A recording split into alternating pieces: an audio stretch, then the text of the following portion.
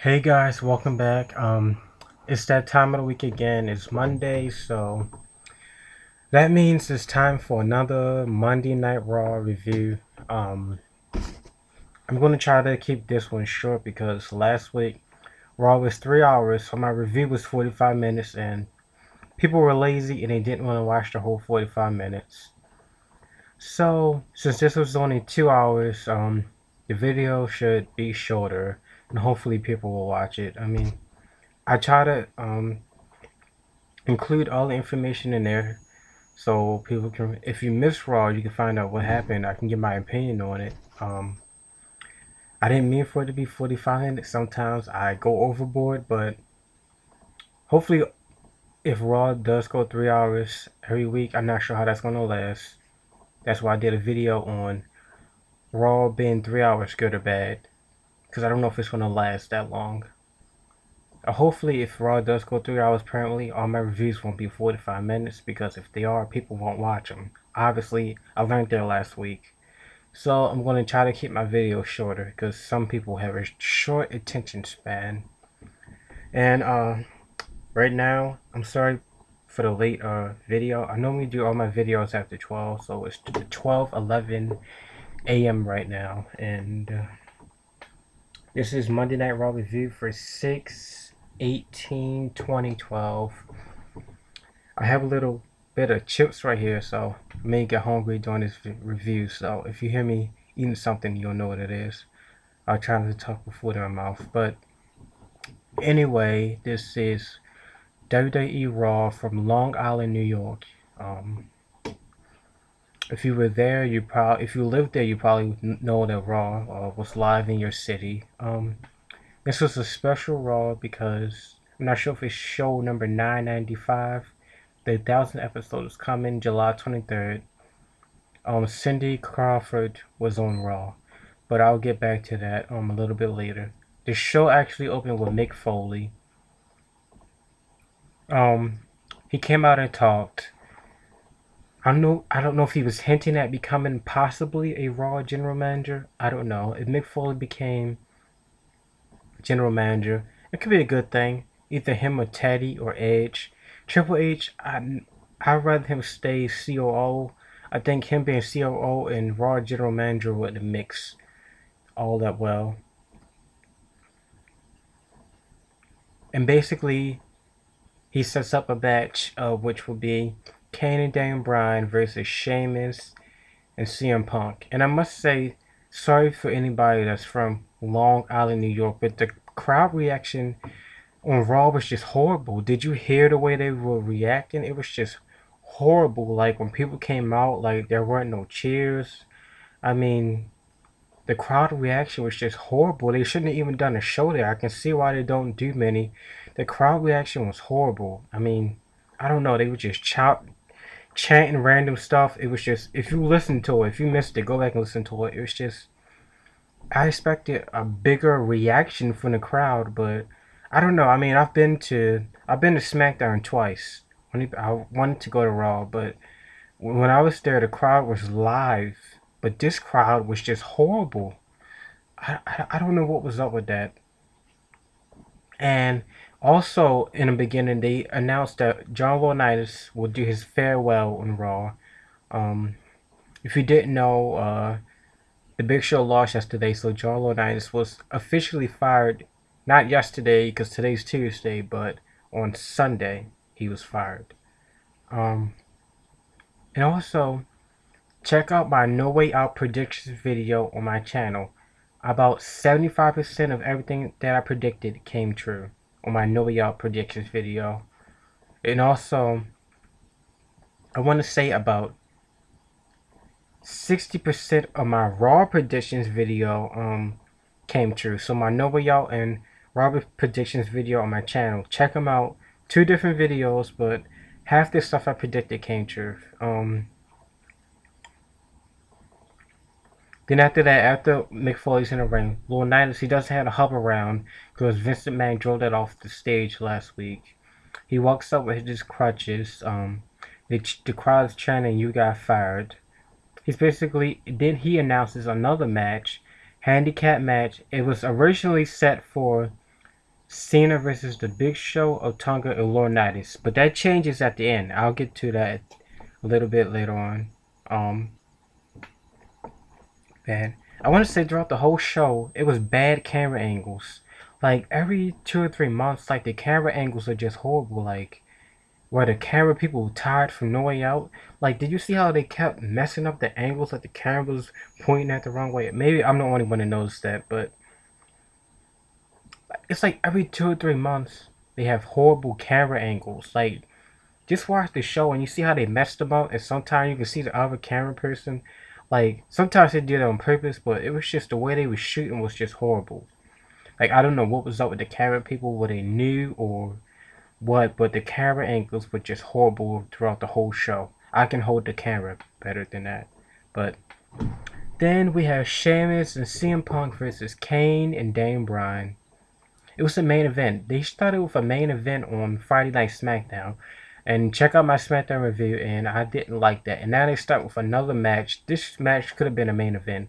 I don't know why they're switching. Normally the main events come at the end of the show, but now they're putting them in the beginning.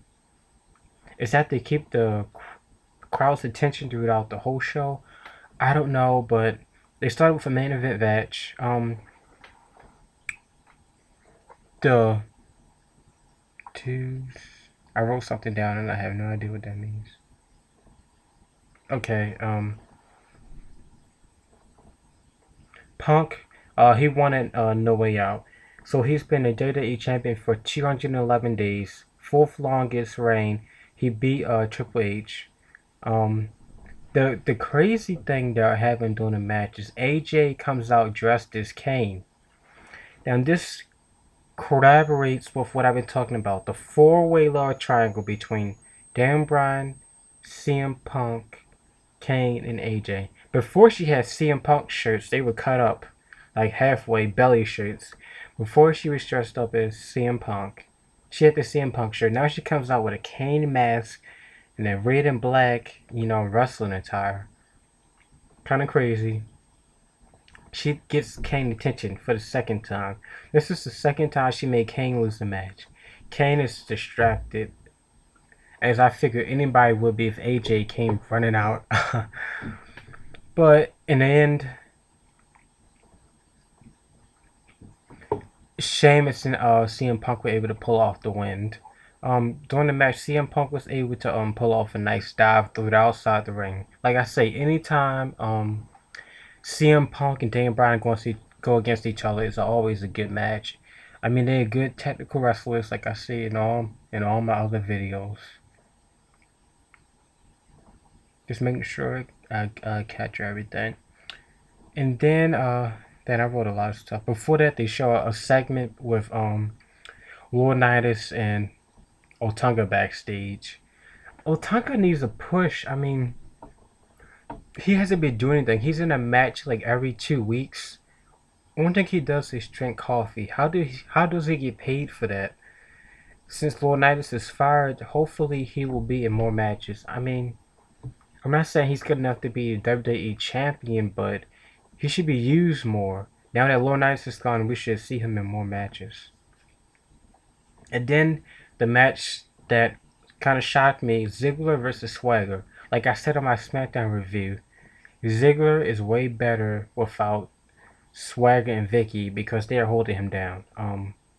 I think Ziggler and Swagger will be successful without each other. In a way, I think they're both holding each other back. Hold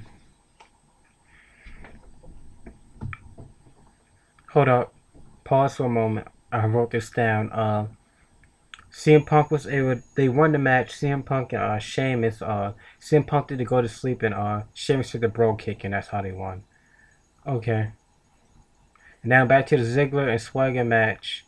Swagger was actually showing off during the match, doing push-ups in the middle of the ring. Normally, it was Ziggler doing that. But anyway, Ziggler was able to pull off the match. And the sickest part ever is after the match, Vicky Guerrero gave him a kiss. That was the most sickest part. That was almost as disgusting as when AJ kissed Kane last week. I almost lost my whole appetite for a whole year after I saw that. it was just horrible. I don't know about that. It's just disgusting. And then after that, a black limo pulls up outside. So someone special had arrived at the arena. It turns out to be Paul Heyman. Even though people they heard Brock Lesnar's entrance music, they thought Brock was returning, but it was actually Paul Heyman, and he basically came out and said that Brock Lesnar isn't going to face Triple H at SummerSlam. That's basically what he said. Wouldn't it be nice if the Undertaker returned to SummerSlam? Side note, just throw that in there. Triple H comes out to the ring and basically says that he wants to face Brock Lesnar, and Brock has no choice but to face him at SummerSlam. That will be a good match. Brock Lesnar versus Triple H. That would be almost a good match as Triple H versus The Undertaker. But Brock is a little younger than The Undertaker, so that's going to be a good match. Some people say Triple H is the best wrestler of all time. I don't agree with that. He's a good wrestler, but to say one of the greatest, I don't know about that. I haven't ever really been a Triple H hardcore fan to say that, but I don't know. He ends up he punches Paul Heyman out. And also, the reason he really punches him out because he mentions Stephanie McMahon, who we all know is Triple H's wife, Vince McMahon's, the owner of WWE daughter. I haven't seen Stephanie since 2009 when they were doing that storyline with Triple H and Randy Orton. And Triple H went to Randy Orton's house and beat him up, and Randy Orton actually kissed Stephanie McMahon. That was a good storyline before WWE turned PG. We need Stephanie and we need Shane Mac. Shane hasn't been on SmackDown. I mean, he was on SmackDown. Yeah, he was on SmackDown 3 years ago, actually. That was when Jeff Hardy was still in the WWE. So they haven't been on. So both Shane and Stephanie haven't been to a SmackDown or Raw. They've probably been backstage because obviously they run a company, but they haven't come out the curtains in over 3 years. So I think it's time for them to make a return. So basically, once Paul Heyman mentions Stephanie McMahon, he grabs him by the tie, chokes him out, punches him. And then the next match we have is Santino Marella versus Del Rio. The crazy part about this is Del Rio was cleared to fight for Monday Night Raw, but he couldn't fight in No Way Out, which was yesterday. So he couldn't come back to wrestling one day early and face Sheamus. Come on, there's something fishy about that. I found that kind of weird that he couldn't face Sheamus for the World Heavyweight Championship on Sunday at No Way Out, but he could come at Raw. The doctors was really strict about one day. He couldn't come back to work one day early. I don't know. Something fishy about that. I don't... Something, it just doesn't seem right about that. I don't know. Santino Marella had a tuxedo match, like I said in my No Way Out predictions video, versus Ricardo Rodriguez. And the object of the match was to pull the other person's tuxedo off. Of course, Santino Marella won. And Del Rio, he pulled out an arena in a 2007 Audi A7 4-door all black. He was able to pull off the win against Santino Marella with an arm breaker. And then after the match, Ricardo attacks Santino, basically beats him up for payback. Santino Marella has been torturing him over the past 2 or 3 weeks, so he got the payback that he wanted. And also, let me see, what's that? NOC. What the? Oh, Night of Champions. Night of Champions, which is in the fall. For anyone watching this in Boston, Massachusetts, or Massachusetts, the state. Night of Champions is coming in about 2 or 3 months, so just telling you, if you watch anyone in Massachusetts who watches this, Night of Champions is coming your way, so just a little heads up. And then Cindy Crawford, who hasn't been to the WWE since 1985. She was introduced by Layla. Like I said in my Raw predictions video, I said Layla was going to be on Raw. The only two people that weren't on Raw that I put in my predictions video was Christian and Sin Cara. Christian may be on Superstars. If not, he will be on SmackDown, and Sin Cara will definitely be on SmackDown. You can guarantee that. Maybe I should do a SmackDown predictions video. I haven't ever done one before, but maybe I will. I don't know. So she was also a Hall of Famer. Also, the Hall of Famer Wendy Richard. She's the Hall of Famer. My bad. And then do you know they're talking about she sings the song "Girls Who Want to Have Fun," Cindy Crawford. And then Heath Slater, the one-man rock band, whom I don't know why he's under contract because he doesn't do anything. I say fire him and bring back John Morrison, or get rid of him. He interrupts them, and it was funny. The first time we went Ryder chats, Zack Ryder has a huge fan base.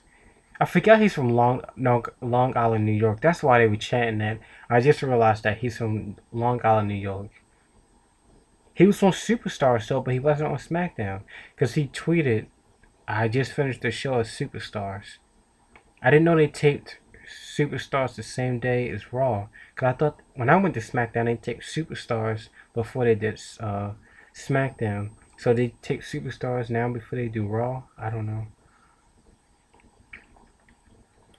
He should have been on SmackDown, a main event show. Well, my bad, Raw. He should have been on Raw. You know what? He'll probably be on SmackDown main event. If he's on Superstars, he'll probably be on SmackDown. He should have been on Raw because I don't know where SmackDown is going live from. I don't think SmackDown is going to be in Long Island. Since that's his hometown, now I get it. The first time we actually get another Zack Ryder, we want Ryder chats later on in the show, but now I realize it. We want Ryder chats while Heath Slater is talking. Get rid of Heath Slater and Jinder Mahal. I mean, they aren't really any good figures like who made an impact, like McGillicuddy and Drew McIntyre, and get rid of all those guys. Bring back John Morrison. Bring back, Chris Masters or somebody, And then Roddy Piper comes out, which was a shock to me. First, I did not know Mick Foley was coming out. And second, I did not know Roddy Piper was going to be there. So, this is good. Truthfully, I like this Raw better than last week's. And this Raw was 2 hours, and last week's was 3 hours. And I like this Raw better. So if I like a 2-hour Raw better than a 3-hour Raw, that means something isn't right. Which means July 23rd, if all the Raw is 3 hours, I see the show maybe going downhill. We will see come July 23rd. And basically, Roddy Piper he gives Cindy Crawford a gold record because he smashed one maybe 20 years ago over Captain, what's his name? I wrote it down. Captain Lou. He smashed the record over his name. So Cindy Crawford has the record in her hand. Roddy Piper gives Heath Slater a thumb to the eye while he has his back turned. When he turns around, Cindy Crawford takes the gold record and smashes it against his hand. Against his head, busts his head through it, and he's flat out. Next after that, we have Epico and Primo versus Primetime. Titus O'Neil and Darren Young. They're two talented individuals. They could be the next tag team champions when R-Truth come back because he's injured, and Kofi Kingston, he wasn't on Raw. So, yeah. But Epico and Primo, which is crazy because they were dumped by their manager AW. Epico and Primo haven't been on Raw for almost a month and a half. And they were with this guy in the suit who somehow works for he's some type of management seeking new talent. Like he was talking with Mason Ryan, aka the new Batista. But Prime Time was impressive to win a match, but they didn't finish it. They could have won, but they got pulled out the match by AW, and they just took a count out. So they lost by count out. Epico and Primo won. That's probably their first one in a month and a half.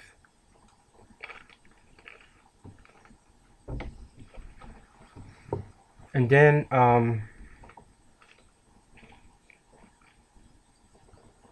Jericho returns next week, which should be good.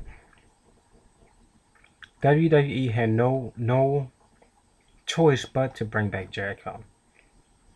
If you didn't know why Jericho was suspended, I did a video on Jericho being suspended on my channel, so you have to check it out. And also I did a video on Randy Orton being suspended. He should be back within another 5 or 6 weeks. Yeah. Oh. Okay, yeah. Jericho returns next week. That should be good. Make Raw more exciting. We just need Randy Orton back. And then for the main event, we have, it was originally John Laurinaitis, Otunga, and the Big Show versus Cena. And Teddy Long was ringside. Maybe this foreshadows that Teddy Long will be the general manager of SmackDown. Hopefully he can be the general manager of SmackDown and Raw. Or maybe Teddy Long can have SmackDown and Mick Foley can have Raw. Or Edge can have Raw. Maybe Vicky can have Raw. Or Teddy Long can have both. Teddy Long was ringside. And he was in one of his nice suits like he's been wearing since 2005. So I think he will be announced as general manager of SmackDown. Maybe Raw, but I know for sure SmackDown. That's just a prediction. But when the match is about to start, before John Cena comes out, the Big Show walks out. He just walks out the ring. He basically says he has an ironclad contract and Laurinaitis can't fire him. So he walks out the ring. He just walks backstage. So then the match becomes 2-on-1. So then it becomes Otunga and Laurinaitis versus Cena. So of course Cena beats up Otunga. Otunga has a good physique, like a good body, but he needs to work on his wrestling skills. At one point, John Cena was down and Otunga was going to the corner to tag Laurinaitis, but Laurinaitis did not reach his hand out to accept the tag. So that comes back to hurt Laurinaitis in the end, because Otunga ends up walking out on Laurinaitis. And when Laurinaitis shot the tag Otunga and he walks out, he walks backstage. So then it becomes 1-on-1 with Laurinaitis versus John Cena. And of course, John Cena wins, which is the craziest thing ever. And it turns out Laurinaitis had fake injuries. The crutches he's walking on was all fake. The neckband, the neck brace he had on was all fake. He took that off and he was fighting John Cena like he just ate a bowl of Cheerios or something. And also, this is the second time We Want Ryder chants came out. So I think WWE should have hosted. He should have at least been on that, even if he didn't have a match. He should have at least did a video backstage. That was his hometown. But he did Superstars. Maybe he'll be on SmackDown. But if I was in my hometown, I would want to be on one of the main shows like Raw or SmackDown. Forget Superstars. But and the crazy thing is that John Cena did 3 attitude adjustments on Laurinaitis. He tortured the man, but it was all everything that he deserved. Everything he got, he deserved. John Cena wins the match. Teddy Long was happy. Raw went off. I was happy about this week's Raw. It was way better than last week's. I will say that. Like I see Teddy Long being general manager of SmackDown, but I don't know about Raw. But definitely for SmackDown.